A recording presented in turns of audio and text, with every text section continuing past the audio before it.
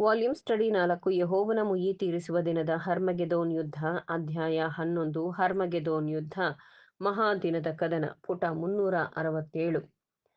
ಸಾಮಾನ್ಯ ನೀತಿಯಂತೆ ಈ ದಿಶೆಯಲ್ಲಿ ಯಾವುದೇ ಸಮಯದಲ್ಲಿ ಚಲಿಸುವುದನ್ನು ಎದುರು ನೋಡುವುದು ಅಸಮಂಜಸವೇನಲ್ಲ.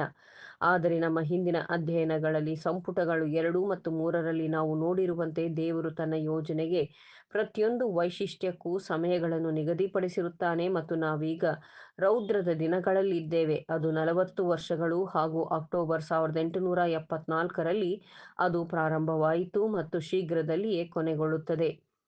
ಈ ದಿನವನ್ನು ಕಳೆದ ಅನಿಷ್ಟಕರ ವರ್ಷಗಳು ಖಂಡಿತವಾಗಿ ವಿಶಾಲವಾದ ಮತ್ತು ಆಳವಾದ ಬುನಾದಿಯನ್ನು ಚರ್ಚ್ಗೆ ಮತ್ತು ರಾಷ್ಟ್ರಕ್ಕೆ, ಹಣಕಾಸಿಗೆ ಮತ್ತು ಸಾಮಾಜಿಕ ಪರಿಸ್ಥಿತಿಗಳಿಗೆ ಮತ್ತು ಭಾವನೆಗಳಿಗೆ ವೇದದಲ್ಲಿ ಮುಂತಿಳಿಸಿರುವ ಮಹಾ ಘಟನೆಯ ಹಾಗಿರುತ್ತದೆ.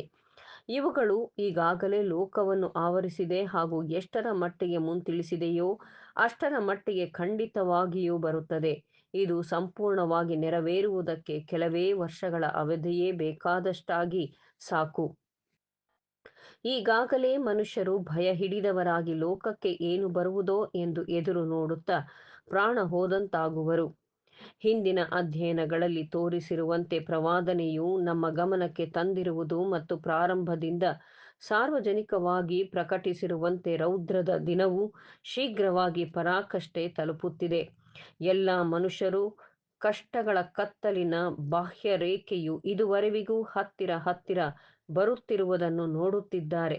ಸ್ಪಷ್ಟವಾಗಿ ಸಮಾಜವು ಒಂದು ಬೆಂಕಿಯ ಪೆಟ್ಟಿಗೆಯಂತೆ ಹೊತ್ತಿಕೊಳ್ಳಲು ಕಾಯುತ್ತಿದೆ. ಕೋವಿ ಮದ್ದಿನ ಉಗ್ರಾಣದಂತೆ ಯಾವುದೇ ಘಳಿಗೆಯಲ್ಲಿ ಸ್ಫೋಟಿಸಲು ಕಾದಿದೆ. ಸುಸಜ್ಜಿತ ಸೈನ್ಯದಂತೆ ಆಜ್ಞೆಯಾಗುತ್ತಲೇ ದಾಳಿ ಮಾಡುವಂತಿದೆ. ಆದರೆ ಶೇಕ್ಸ್ಪಿಯರ್ನು ಸತ್ಯವಾಗಿ ಬರೆದಿರುವಂತೆ ನಮ್ಮ ಅಂತ್ಯಗಳನ್ನು ರೂಪಿಸುವ ದೈವತ್ವವೊಂದಿದೆ. ನಾವಾದರೋ ಹೇಗೆ ಅವುಗಳನ್ನು ಕಠೋರವಾಗಿ ತುಂಡರಿಸುತ್ತೇವೆ. ಈ ಯುದ್ಧದಲ್ಲಿ ದೇವರಿಗಿರುವ ಆಸಕ್ತಿಯ ಬಗ್ಗೆ ಮನುಕುಲವು ಸಾಮಾನ್ಯವಾಗಿ ಅರಿವಿಲ್ಲದವರಾಗಿದ್ದಾರೆ ಮತ್ತು ಬಹಳ ಮಟ್ಟಿಗಿನ ಎಲ್ಲಾ ಸ್ಪರ್ಧಿಗಳು ತಮ್ಮ ವೈಯಕ್ತಿಕ ಮತ್ತು ಸ್ವಾರ್ಥದ ಆಸಕ್ತಿಗಳಿಗಾಗಿ ತಮ್ಮ ರಕ್ಷಣಾ ಕವಚವನ್ನು ಓರಣ ಮಾಡಿಕೊಂಡಿದ್ದಾರೆ. ಅವರಿಗೆ ಖಂಡಿತವಾಗಿ ಗೊತ್ತು ಕರ್ತನು ಇದರಲ್ಲಿ ಭಾಗವಹಿಸುವುದಿಲ್ಲವೆಂಬುದು. ಹಾಗಾಗಿ ಎಲ್ಲರೂ ಕರ್ತನ ಆಶೀರ್ವಾದವನ್ನು ಪ್ರಾರ್ಥಿಸುವವರಾಗಿ, ಕೆಲವರು ಮಾತ್ರವೇ ಅದನ್ನು ಎದುರು ನೋಡುತ್ತಾರೆ. ಬೇರೆಲ್ಲರೂ ತಮ್ಮ ಮೇಲೆಯೇ ಆತುಕೊಂಡವರಾಗಿರುತ್ತಾರೆ. ಅವರ ಸಂಸ್ಥೆಗಳು, ಸಂಖ್ಯೆ ಮುಂತಾದವು ಆಕಾಶದ ಶಕ್ತಿಗಳು, ಅಂದರೆ ಪ್ರಸ್ತುತವಿರುವ ಧಾರ್ಮಿಕ ನಿಯಂತ್ರಣದ ಉತ್ತಮರಿಗಿಂತಲೂ ಬೇರೆ ಯಾರೂ ಹೆಚ್ಚಿನ ಆಶ್ಚರ್ಯಪಡರು. ಕರ್ತನಿಗಾಗಿ ತಮ್ಮ ಸ್ವಂತ ಯೋಜನೆಯನ್ನು ಸ್ಥಾಪಿಸಲು ಪ್ರಯತ್ನಿಸುವವರಾಗಿ, ಕರ್ತನ ವಾಕ್ಯದಲ್ಲಿ ಬಹಿರಂಗಪಡಿಸಿರುವ ಆತನ ಯೋಜನೆಯನ್ನು ನಿರ್ಲಕ್ಷಿಸಿದ್ದಾರೆ. ಇಂತಹವರಿಗೆ ಕರ್ತನ ಕಾರ್ಯವು ಇನ್ನೂ ಕೆಲವು ವರ್ಷಗಳಲ್ಲಿ ಖಂಡಿತವಾಗಿಯೂ ಅಪೂರ್ವವಾದ ಕಾರ್ಯ ಆಗಿರುತ್ತದೆ.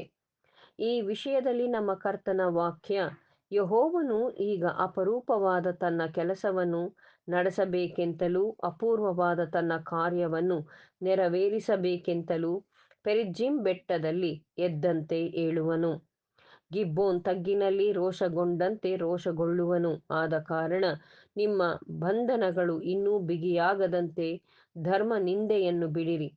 ಭೂಮಂಡಲದಲ್ಲೆಲ್ಲ ನಿಶ್ಚಿತ ಪ್ರಳಯವಾಗಲಿ ಎಂದು ಸೇನಾಧೀಶ್ವರನಾದ ಯೆಹೋವನೆಂಬ ಕರ್ತನು ನುಡಿಯುವುದನ್ನು ಕೇಳಿದ್ದೇನೆ. ಯೆಶಾಯ 28, 21 ಮತ್ತು 22ನೇ ವಚನ. ಸಾಮಾಜಿಕ ವ್ಯವಸ್ಥೆ, ಭೂಮಿ, ನೈಸರ್ಗಿಕ ಶಕ್ತಿಗಳು, ನಿಸರ್ಗದ ಕ್ರಮ ಇವುಗಳನ್ನು ಕರ್ತನು ಅನುಮತಿಸದೆಯೇ ಬೆಂಕಿಯಲ್ಲಿ ಹೊತ್ತಿಸುವಂತಿಲ್ಲ. ಈ ಮಹಾನಿರ್ಣಾಯಕ ಯುದ್ಧವು ಮಿಕಾಯೇಲನು ರಕ್ಷಣಾಕರ್ತನು ಏಳುವವರೆವಿಗೂ ದಾನಿಯೇಲ 12:1 ಅದಕ್ಕೆ ಮುಂಚೆ ಈ ಸಾಲಿನಲ್ಲಿ ಚಕಮಕಿಗಳು ಆಗಾಗ್ಗೆ ಇದ್ದರೂ ಪ್ರಾರಂಭಿಸಲು ಸಾಧ್ಯವಿಲ್ಲ ಮತ್ತು ಮಹಾನಾಯಕನು ತನ್ನ ರಾಜಯೋಗ್ಯದಂಡಿಗೆ, ಸಭೆಗೆ, ಅರಸನವರು, ಚಿಕ್ಕ ಹಿಂಡು ಆಯ್ಕೆಯಾದವರು ಇವರೆಲ್ಲರೂ ಮುದ್ರೆ ಹೊಂದುವವರೆವಿಗೂ ಮತ್ತು ಒಟ್ಟುಗೂಡಿಸುವವರೆವಿಗೂ ದುರಂತವು ಬರಲು ಸಾಧ್ಯವಿಲ್ಲವೆಂದು ಹೇಳುತ್ತಾನೆ.